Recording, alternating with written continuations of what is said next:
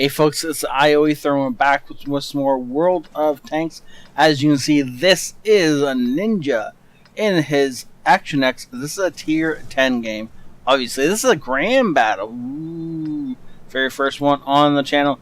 And so yeah, this is Action X Grand Battle Ninja. What did I forget? Oh, the map. I don't remember the name of this thing.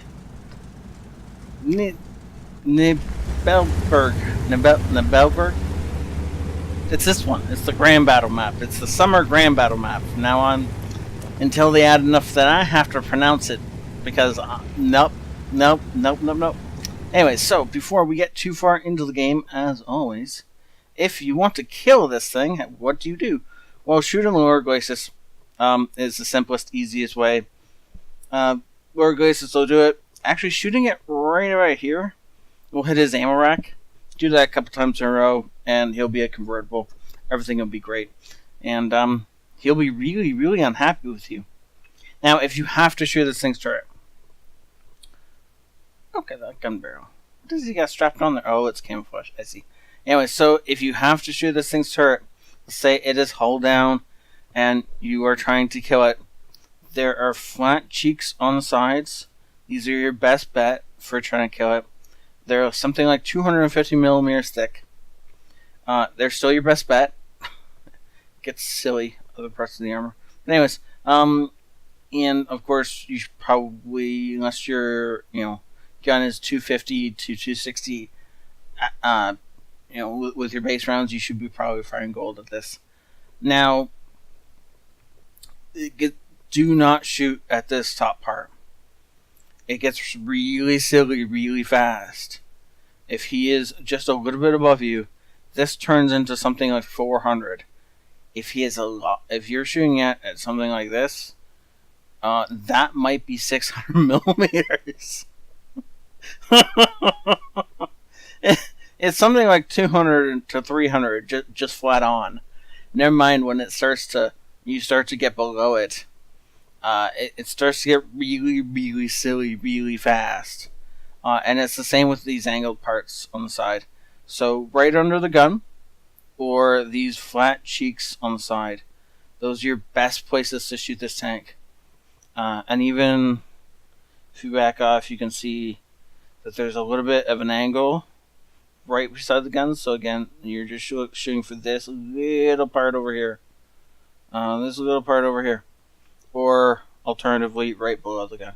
Now, that's about 250 millimeters. It's going to take either some high pen regular rounds, like of course if he shot himself, or some gold ammo to get through there.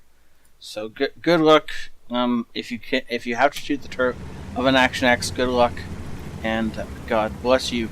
So we are teamed up with Merker today in his TVP 5051, and somewhere back there's a JCP, and then a string of numbers I'm not going to bother reading, in his STRV 103B. And so he's going to set up with the tank destroyers, but I get the feeling it's going to be Merker we're going to see the most of over this game. And so yeah, go ahead and send me grand battles, since apparently they work. There was a time when they first came out when they didn't work. You couldn't get replays of them. But obviously you can now, as Ninja gets himself lit, but he's going to tuck in behind these rocks and not care.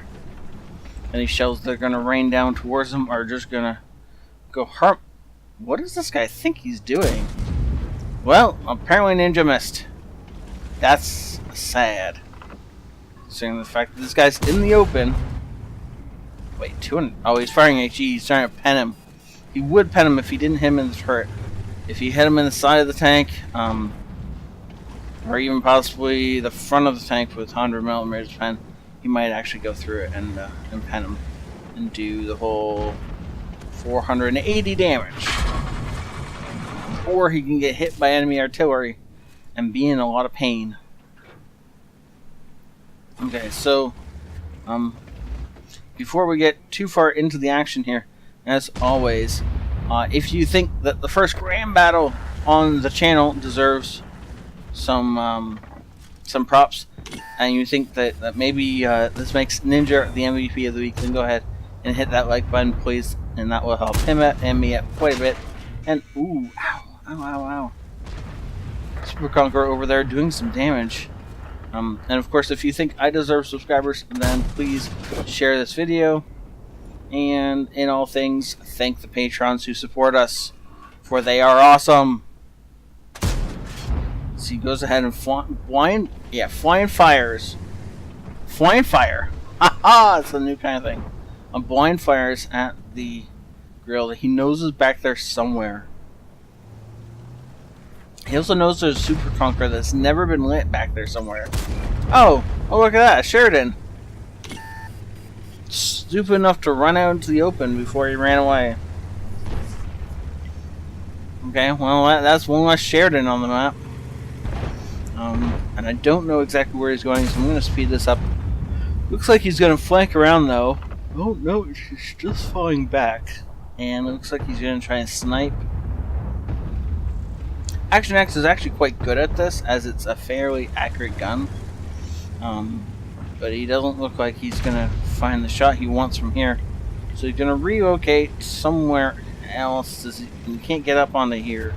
This won't do anything for him. He needs to push up to there along this ridgeline here if he wants to do something like this, or he can explore, I assume is what he's trying to do, as we have a 1A3 stuck to that rock there. Grim Reaper is a great name for a 1A3. Okay, now that he's heading back to the base, I'm not going to speed this up because otherwise this will take forever while he finds out where he wants to go. So he knows that flank is losing. Oh, and he's... Ooh, I never thought about this. Nope, they can't get up there. Okay. Can Merker get up there? That's the next... Looks like it's going to be a no for Merker. But it looks like they're going to try one more time. Nope, without a third tank, we're not going to get Merker all the way up the hill. No, look, they got a third tank. They still can't get Merker up the hill. Okay, so they've all fallen back. They're all going to keep falling back because this AMX is the only thing that's suppressing this entire enemy assault right now. And there's no way it holds. Our object is going to have to move down to the center of the map, which we have in fact secured. So that is helpful. Ooh, catching the enemy AMX on the move and taking him out of the game with a nice, precise little shot there. Just a little bit of lead time and foreknowledge, well, you know, knowledge of what was going to happen. Nice tracking shot on the E50M though, keeping him in place, and then all of that clip damage from the AMX. Ooh, unfortunately not able to pen the Type 5 from this angle into that armor. He wants to be shooting for this middle armor belt if he can't hit the top armor belt. So if you can shoot down into the top of that tank, it's incredibly weak. Other than that, you want to hit this middle armor belt as the weakest. And these cheeks are even weaker than that if they're angled towards you. So he's looking for the driver's hatch. He misses, hits the lower glacis, and gets lucky and goes through. But the Type 5 Heavy returns some damage. That's bad. We're at just over 500 health now. And it gets to the point where we can't mess around too much more. Good Lord, Mr. Mouse. Can we mute you because you're an idiot? Well, probably not an idiot, but I don't... The spam is annoying. Please stop the spam. I don't think you can shoot through your ally, but it definitely looks like he wants to. Actually, either asking his ally to move or getting fortunate and his ally moves for him. I don't know which. Either way, it involves him shooting a Kernvarn with gold ammo inside and then running away. 3, 6, 8 on the left on the friendly team against a ton more enemies. So as you can see, the percentages of health up here, you're down at least 2 tanks, and they were probably heavy tanks. That's bad. So I think JCP should actually be moving back to here somewhere where he can't be lit. But I don't know how fast the STRV is offhand, so maybe he can't get there in time. Firing gold into the darkness is probably a bad plan, as it's most likely going to result in you not doing a whole lot of anything. Though, we'll have to see after the game if one of those blind fires into the E100 are connected. Ooh, snapshot at the Carnivore and misses. I don't know what this Carnivore is doing, but JCP is not having any of that. Now, see, if that shot against the Carnivore had been a PCR, it would have been more likely to hit, as it would have flown a bit truer and a lot faster. That's the advantage of a PCR, is it flies faster. The heat has the benefit of not bouncing as much, because it never bounces, it just explodes. Okay, well, he definitely knows we're here now. And look, that's actually the driver's port that's going green right there for the armor pen values. The side of the tank, though, will go through just about every time. So we're not loading HE. Side of the turret, again, we'll be able to go through that a lot. You can see he's got Eagle Eye on his commander, and so that means Type 5 at that second had a wounded, had a damaged ammo rack and 2 damaged tracks. So we can use that information to try and engage who we should be engaging first. That's why he takes the Moss first, because the Type 5 had the damaged ammo rack and thus would be firing slower than normal. Going for a sneaky snapshot into the Type 5, unfortunately doesn't pull it off, and Merker gets hit. As a result, looks like he gets hit from both guys, though the E4 has to be mounting a small gun. That or something else hit him, and not the E4.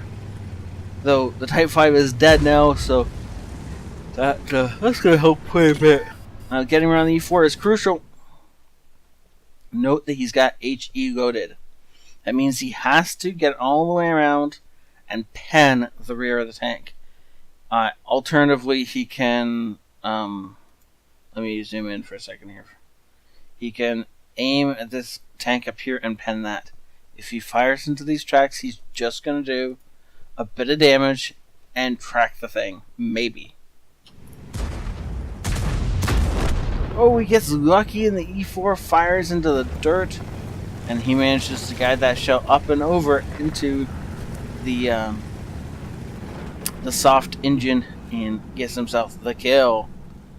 It is now a 6 on whatever. Noting that he just took out the STB-1. These numbers are still not in our favor, but they are tilted a bit more heavily in our direction. Though that happening several more times is definitely going to tilt the results in a completely different direction. Ooh, 103 aims all the way in. He's got the regular loaded, and between himself, a grill, and his buddy in the STRV, they take down a 1A3. E100 doesn't look too concerned, as Ninja is trying to make his way down this cliff without falling down. We're going to speed this up so that he can get where he's going. In not in a record time, and not record. Oh, whatever. You know what I mean. Faster than he would otherwise get there. And so, ooh, look, a T92 in the open, right about where I figured he'd be shooting him once. He's gonna have to hit him one more time. He's got the HE loaded to make sure that he can go and just kill this thing without needing a second shot into it.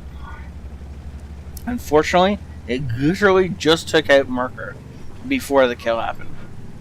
Literally within seconds. That is really depressing. So now it's 2 artillery, a grill, an STRV who's really wounded, and a Action Axe who's really wounded against at least 2 enemy tanks. Both which are E100s of a kind or another. Now if they're both high on health, this is going to be an issue. He's going hunting, he's trying to find these guys, without them finding him. Because if he can do that, oh good lord, what is with the yawning? If he can find them without them finding him, then he can let his artillery do a little bit of work, and they'll soften them up. Oh, E100 is actually nice and softened up already, as is the Yagzilla. Yagzilla getting spotted second. He's in fact not going to get the round into the Yagzilla before it turns enough to bounce the round off its armor, but it then overturns, trying to find the grill, and gets itself taken out by the STR as he goes ahead and takes out the E100. Well done, sir. Great game. Ooh, a crucial contribution. Unfortunately, not the Brothers-in-Arms, though, because Merker managed to die. Oh well, it happened. Ace Tanker, Bruiser, Fire Effect. Wow, look at that much cash off a regular Action X in a otherwise standard game. Just happens to be a grand battle. Good lord. Also, 20 bonds. That's really well done. And of course, the crucial contribution. Not getting much else, though. Of course, if there had been a standard battle, he would have got a Top Gun from that many kills. 6,000 damage puts him into the 6K damage club, and 68 damage into a friendly. He must have rammed somebody or something like that at some point in time. Does Merker stop in front of him and get smacked? Or I don't know. It doesn't really matter. 2,000 spotting damage, and it's just in addition to 6K normal damage he did.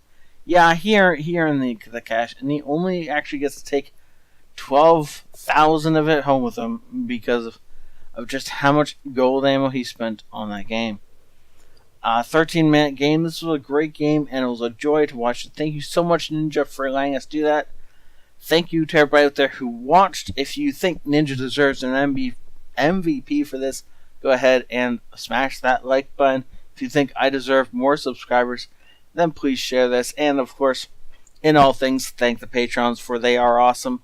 And keep this thing running. And I will see you all next time. This ioEther out.